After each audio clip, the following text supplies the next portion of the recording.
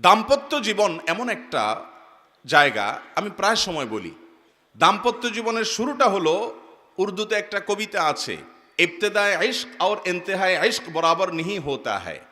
বুঝেন, প্রেমের শুরু আর শেষ একরকম হয় না।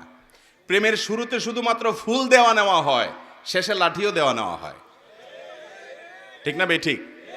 শুরুতে মোহব্বত উতরায়, উন্মাদ হয়ে যায়, মা বাপ চিনে না, নামাজ চিনে না, মুরব্বী চিনে না, সমাজ চিনে না, বন্ধু বান্ধব চিনে না, রাগ সব। এখন আমার মনের মানুষের সাথে আমার চ্যাটিং চলতেছে, কিচ্ছু চিনে না, সে ভালোবাসা উতরাইতে থাকে। এরপরে শেষ পর্যায়ে যখন চলে যায়, তখন ওই ফোন নম্বর দেখলে মেজাজটা গরম হয়ে যায়। ঠিক না বেঠিক? ইবতেদায়ে ইশক আর ইন্তেহায়ে ইশক বরাবর नहीं होता है। এটা বাস্তবতা যে প্রেমের শুরু আর শেষ একরকম থাকে। যারা বিচক্ষণ তারা একটু হিসেব করে পা বাড়ায়। ঠিক একইভাবে বৈবাহিক জীবনে তিনটা ধাপ আছে। কয়টা ধাপ আসে? তিনটা ধাপ আসে। বিবাহের পরপর ভালো হোক আর মন্দ হোক, প্রথম প্রথম নতুন জামাই বউ অনেক মহব্বত আদান প্রদান করে, অনেক ভালোবাসা, অনেক স্বপ্ন, অনেক প্রতিজ্ঞা, অনেক ওয়াদা, অনেক কমিটমেন্ট, অনেক প্রমিস, অনেক ভালোবাসার বিনিময় হয় বিয়ের পরপর। এরপর যখন 1-2 বছর চলে যায়, আল্লাহ তাআলা একটা বাচ্চা দেন।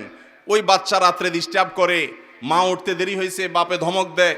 এরপরে আস্তে আস্তে দূরত্ব তৈরি হয়, ওই বাচ্চা আরেকটা বড় হয়, আরেকটু বড় হয়, আরেকটা হয়। এরপরে নানা রকম ঈশনীয় মনোমালিন্য হয়।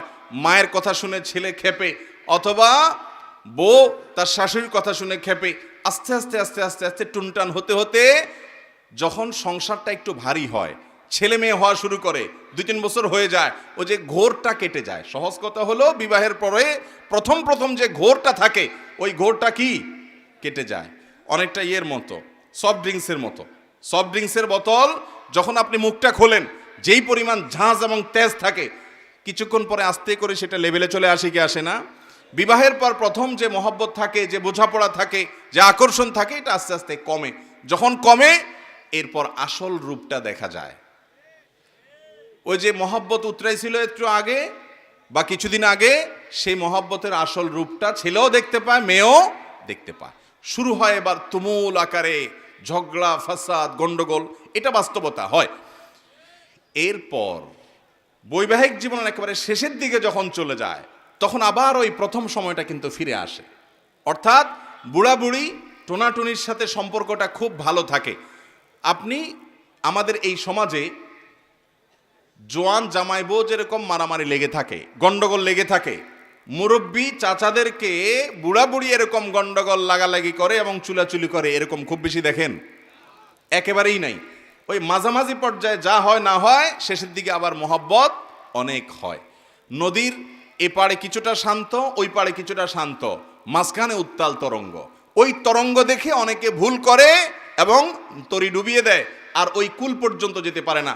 আর যে বিচক্ষণ, সে জানে যে এরকম চড়াই উতরাই হবে দাম্পত্য জীবনে, বোঝাপড়ার গরমিল হবে, গন্ডগোল ফাসাদ হবে, এগুলোর সব ওভারকাম করতে হবে। একটা সময় আমার শান্তি আসবে।